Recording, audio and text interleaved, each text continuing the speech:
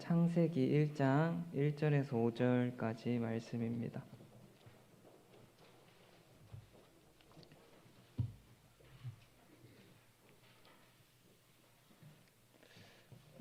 한 절씩 같이 교독하도록 하겠습니다.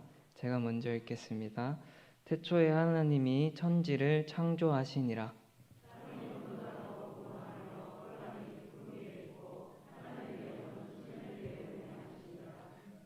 하나님이 이르시되 빛이 있으라 하시니 빛이 있었고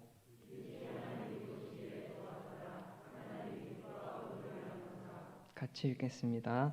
하나님이 빛을 낮이라 부르시고 어둠을 밤이라 부르시니라. 저녁이 되고 아침이 되니 이는 첫째 날이니라. 아멘. 네. 탈무드에 보면 이 뱀의 꼬리라는 이야기가 있습니다. 항상 머리가 앞으로 가는 거가 좀 불만이어가지고 이제 꼬리가 이제 반기를 들고 내가 앞으로 가겠다 하면서 이제 자기가 앞장서는 그런 이야기로 시작되는 이야기입니다.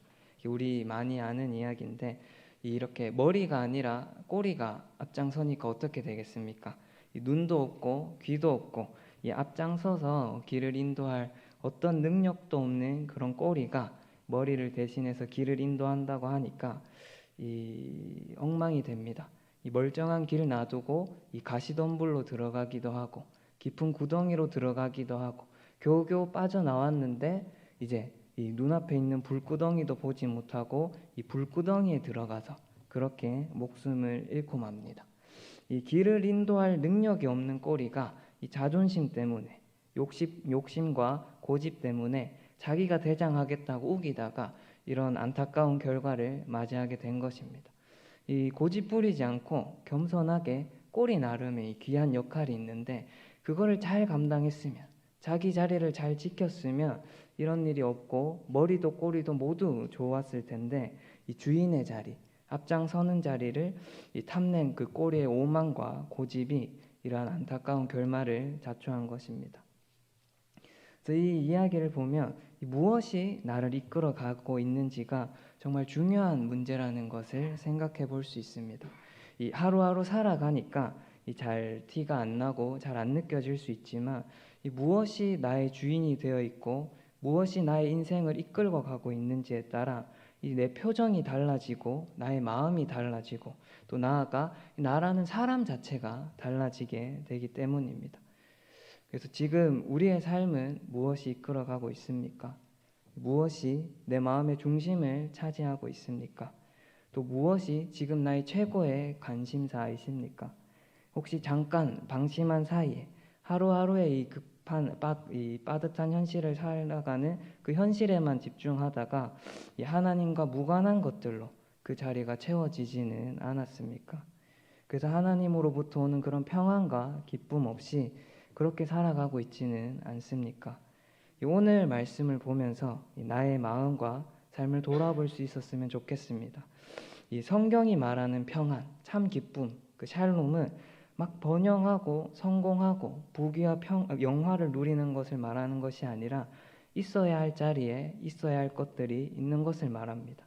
이 주인 되셔야 할 분이 주인의 자리에 있고 피조물의 자리에 있어야 할 것들이 피조물의 자리에 있을 때 진정한 평화가 있고 샬롬이 있고 기쁨이 있는 것입니다. 하나님께서 창조하신 그 본연의 자리에 머무는 것, 우리 인간들조차도 이 주인의 자리가 아니라 창조주 하나님께 순종하는 그 피조물의 자리에 내려와 겸손히 순종하는 것, 그것이 샬롬인 것입니다.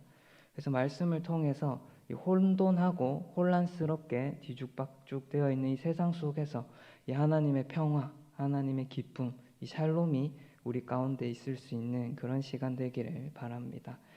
오늘 말씀은 우리가 잘 아는 천지 창조에 대한 말씀입니다. 이 천지 창조에는 특징 많지만 크게 무에서 유를 창조하셨다라는 것과 함께 이 모든 것을 한 번에 단번에 창조하실 수 있는 그 하나님께서 그렇게 하지 않으시고 이 7일이라는 시간을 거쳐서 세상을 창조하셨다라는 것입니다.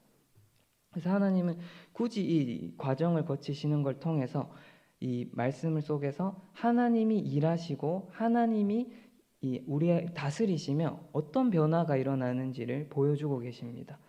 우리 일상생활에서도 누군가와 일을 한번 같이 하게 되면 그 사람에 대해서 많이 알게 됩니다. 이 대화로만 그냥 보는 것으로만 아는 것보다 일을 한번 같이 하게 되면 이 사람 성격이 급한지 답답한지, 또 일을 꼼꼼하게 하는지, 또 아니면 대충 하는지, 이렇게 그냥 대화만 할 때보다 일을 하는 모습을 한번 보면 더 많은 것을 알게 됩니다. 마찬가지로 오늘 하나님께서 일하시는 모습, 창조하시는 모습, 이 과정을 통해서 우리 하나님께서 어떤 분이신지 그러한 모습이 드러납니다. 이 하나님의 지혜와 능력으로 창조된 이 창조 세계를 통해서도 하나님의 영광이 얼마나 대단하신지가 나타나지만, 동시에 이 창조하시는 이 과정 속에서도 하나님이 어떤 분이신지, 어떤 일을 하시고 이 하나님을 통해서 우리가 어떤 은혜를 누릴 수 있는지가 나타나는 것입니다. 그래서 오늘은 이 창조의 과정에 조금 초점을 맞춰서 본문을 보려고 합니다. 이러한 창조의 과정은 이 혼돈과 공허와 흑암에서부터 시작합니다. 그리고 이 7일간의 창조 사역을 통해서 이 혼돈과 공허와 흑암은 사라지고 질서와 의미와 생명으로 가득 찬 세상이 만들어집니다. 이 하나님의 일하심과 하나님의 다스리심은 이 세계의 혼돈과 공허와 어둠을 사라지게 하시고 이 모든 좋은 것들로 채우시는 사역이신 겁니다. 그래서 이러한 과정을 좀 더 자세하게 보면 이 처음 3일 동안에는 혼돈한 세계를 정리하시는 이 하나님의 모습을 볼 수 있습니다. 이 첫째 날은 빛과 어둠, 이렇게 뒤엉켜 있는 빛과 어둠을 구분하시고, 둘째 날은 궁창 위의 물과 궁창 아래 문을 구분하시고, 셋째 날은 다시 궁창 아래 물을 한 번 더 바다와 육지로 구분하셔서 이 뒤죽박죽 뒤엉켜 있고 혼란한 세상을 질서정연하게 정리하십니다. 정신없이 혼돈했던 세상이 하나님을 통해, 하나님의 일하심과 하나님의 다스림을 통해서 질서를 찾아가는 것입니다. 이렇게 혼돈한 세계를 하나님의 질서로 정리하신 다음 이 나머지 3일 동안에는 이 공허하게 비어있는 세계를 하나하나 채워가십니다. 이 하나님의 풍요로움으로 이 비어있던 창조 세계가 채워지는 것입니다. 그래서 계속해서 보면 이 넷째 날에는 비어있는 낮과 밤에 해와 달과 별을 채우시고, 다섯째 날에는 이 비어있는 하늘과 바다에 물고기와 새를 채우십니다. 그리고 여섯째 날에는 육지의 동물과 인간을 만드셔서 공허하게 비어있는 세상을 풍성하게 채우십니다. 그리고 일곱째 날에는 창조하신 모든 것에 복을 주시고 안식을 선포하시면서 7일간의 창조를 막을 내리십니다. 이러한 이 모든 창조의 과정은 앞에서 말한 것처럼 하나님의 다스림과 하나님의 일하심을 통해서만 혼돈 대신 질서가 생기고, 공허함 대신 풍성한 삶의 의미가 생기고, 이 어둠 대신 생명을 주시는 빛이 우리 인생을 비춰주심을 보여줍니다. 다른 것으로는 불가능하고 오직 세상을 창조하셨으며 이 모든 것을 다스리시는 이 주권이 있으신 하나님을 통해서만 이 모든 것이 해결됨을 보여주고 있는 것입니다. 그렇다면 반대 상황은 어떻겠습니까? 하나님이 창조가 아니라 하나님이 심판하실 때는 어떤 일이 일어나겠습니까? 이 성경은 하나님이 창조 때는 이 혼돈과 공허와 흑암과 같은 문제들이 사라졌지만, 하나님이 심판하시는 순간은 이 사라졌던 혼돈과 공허와 흑암이 다시 나타난다고 말씀합니다. 그것을 잘 보여주는 것이 예레미야 4장 23절 말씀입니다. 이 말씀은 하나님을 떠나 다른 우상들을 섬기는 의지하는 남유다에게 선포한 말씀인데, 여기서 예레미야는 보라, 내가 땅을 본즉 혼돈하고 공허하며 하늘에는 빛이 없으며 라고 말합니다.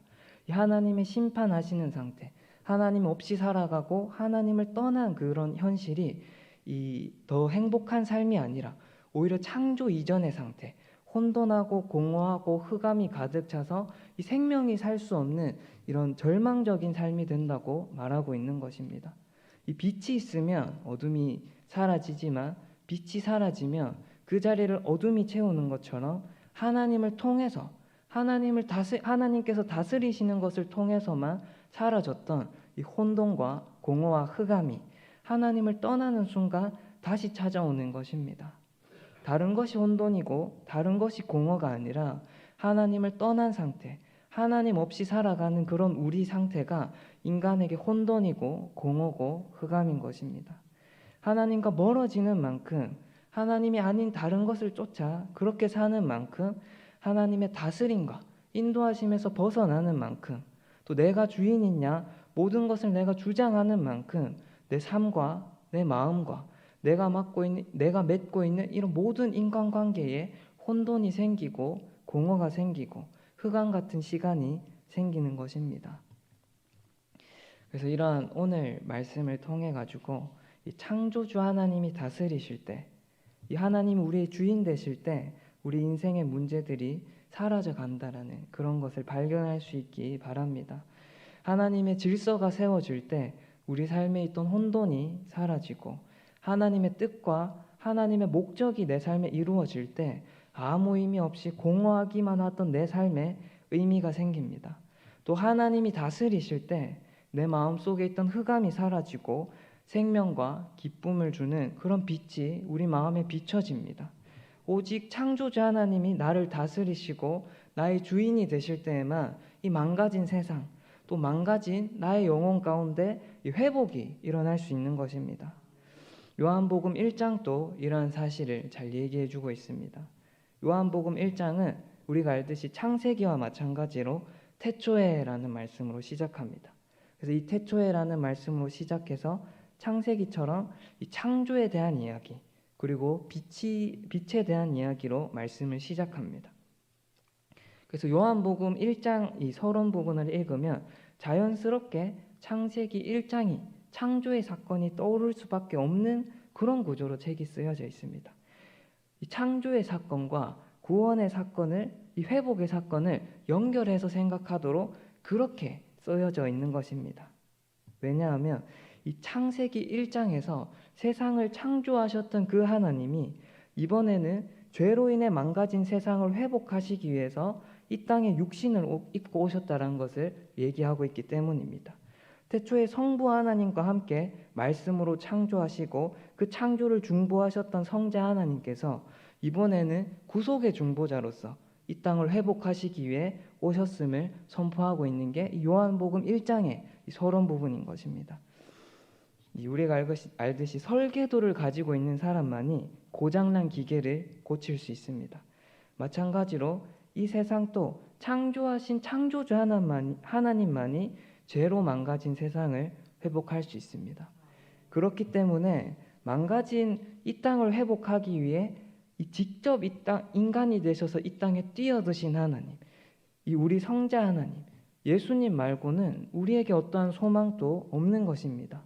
세상을 창조하셨으며 동시에 우리를 구원하시기 위해 임마누엘 하나님으로 오신 예수님만이 삶을 회복할 유일한 길과 진리와 생명이 되시는 것입니다. 이 사실을 굳게 붙들 수 있기를 바랍니다.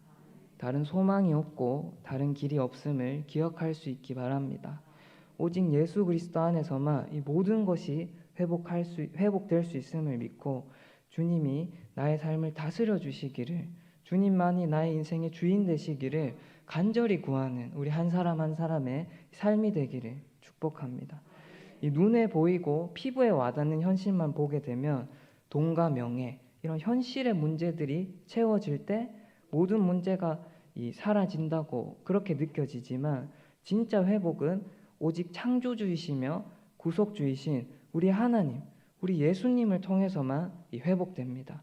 예수님을 주로 인정하고 우리 주님께서 나의 삶을 다스리는 것에 우리 모든 소망이 있고 회복이 있는 것입니다.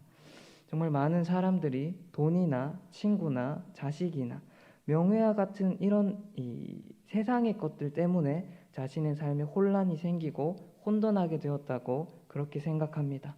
또 그런 것들이 없어서 내 마음이, 내 인생이 공허하다고 생각합니다.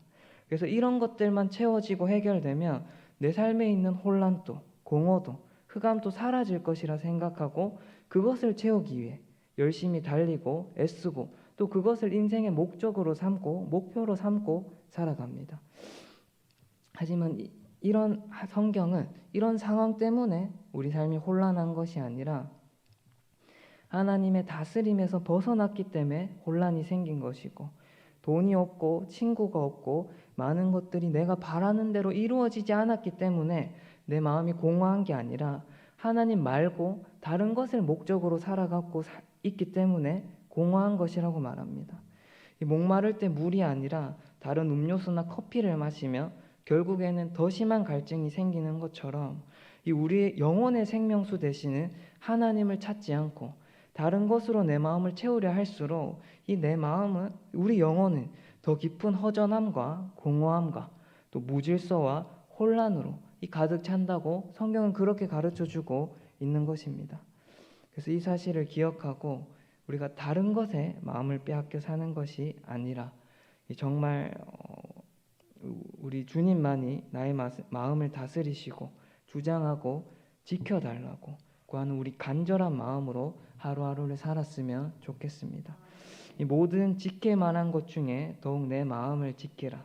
생명의 근원이 이에서 남이니라 라는 잠언 4장 23절의 말씀처럼 우리 마음, 다른 것에 빼앗기고 다른 것을 향해 달려가게 되면 우리 삶은 분명히 엉망진창이 됩니다. 혼돈과 공허와 흑암이 있었던 그 창조 이전에, 하나님이 다스리시기 이전의 상태처럼 정말 엉망이 됩니다. 욕심과 욕망의 마음이 빼앗겨 살수록 내가 만든 그런 엉망진창의 삶 때문에 우리 자신조차 설 수 없는 그런 인생이 되는 겁니다. 후회로 가득한 인생이 되는 겁니다. 오직 하나님을 향해 내 마음을 지키는 것, 거기에 생명이 있고 소망이 있는 것입니다. 우리 모두가 이렇게 하나님을 향한 우리의 마음들 있지 않습니까? 이 마음을 지킴으로써 이 모든 생명과 기쁨과 이 삶의 풍성함을 누리는 그런 은혜가 가득하기를 축복합니다. 말씀을 맺습니다. 이 세상을 창조하신 분만이 세상의 문제를 해결할 수 있습니다. 마찬가지로 우리 삶에 찾아온 문제 또한 우리를 창조하신 하나님만이 해결하실 수 있습니다. 그래서 성부 하나님과 함께 세상을 창조하셨으며 동시에 우리를 구원하시기 위해 이 땅에 오신 임마누엘 하나님, 예수 그리스도만이 우리를 회복하시고 우리를 구원하신 유일한 길이 되십니다. 이 사실을 기억하고 매일의 삶에 주님께서 주인 되시도록, 매 순간 주님이 나를 다스리시도록 나의 삶의 주도권을 주님께 넘겨드리는 그러한 시간을 계속 갖고 그러한 노력을 계속하는 우리들의 삶의 모습이 되기를 바랍니다. 이를 통해 창조 때 모든 혼돈과 공허와 흑암을 없애셨던 하나님께서 우리가 겪는 모든 마음의 어려움들, 현실의 어려움들, 관계의 문제들을 해결하시는 그런 충만한 은혜가 우리 모두의 삶 가운데 충만하기를 축복합니다. 기도 잠깐 하겠습니다. 하나님 아버지 감사합니다. 정말 오늘 말씀을 통해 정말 이 창조 때 모든 문제를, 혼돈과 이 공허와 흑암을 해결하셨던 하나님만이 우리 영혼에 있는 문제, 또 우리 인생에 있는 문제, 또 우리 관계에 있는 모든 문제를 해결하실 수 있는 유일한 길이 되었음을 보았습니다. 정말 세상 가운데는 나의 인생에 있는 문제를 해결할 수 있다라는 여러 가지 다른 방법이 많지만 우리는 그런 것들을 쫓아가는 것이 아니라 정말 우리 삶의 유일한 길이고 진리고 생명 대신 우리 예수 그리스도만을 붙들고 쫓아가고 간절히 붙드는 우리 삶이 되기를 간절히 원합니다. 주여, 우리가 그렇게 마음을 지킬 수 있도록 우리 안에 계신 성령님께서 우리를 더욱 주장하여 주시옵시고, 정말 우리 매 순간이 주님과 동행하고 주님께 맡겨진 인생 될 수 있도록 우리를 더욱더 분명하게 붙잡아 주시옵소서. 거룩하신 예수님의 이름으로 기도드렸습니다.